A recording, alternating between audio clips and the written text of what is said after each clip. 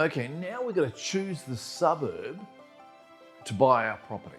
Now, obviously, if you're looking for an owner-occupied property, that's going to suit your lifestyle, your work, children's schools, and items like that.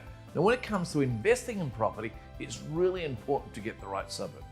When you deal with tips, and especially now in 2019, we need to make sure that we're understanding of the market and what's happening in areas.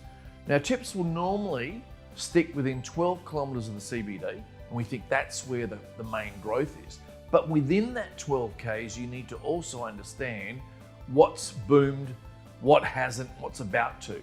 So what we do is we look at areas like Walkerville and Medindi, and we know that those two suburbs have gone through their boom and they're pretty expensive right now to move into. And you wouldn't necessarily invest in there, it's more of an owner-occupied property.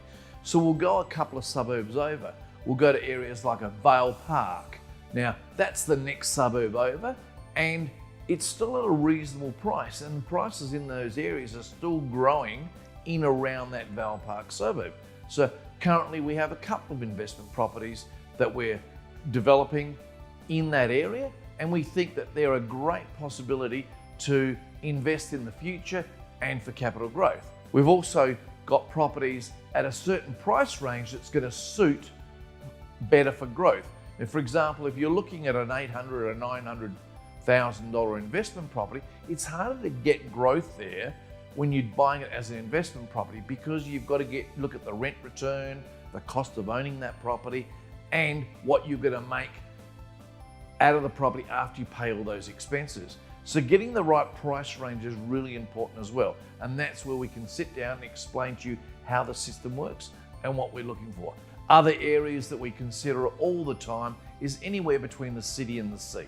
City and sea is so popular at the moment. Areas like Clinton, Vale Park, Glenelg, all of those along that Anzac Highway run from the city to the sea are going through a major growth at the moment. So they're great areas as well. Other items that we do look at too is where are the schools, where are the shopping centres, and all those items, because if people are going to rent your property, they need the conveniences of those locations as well. So we look at where they're going to be situated compared with those schools and shopping centres, as I've mentioned. So more than just picking a property and hope for the best, there is some science in looking at a great property. So talk to us and we'll show you what areas we think are hot right now.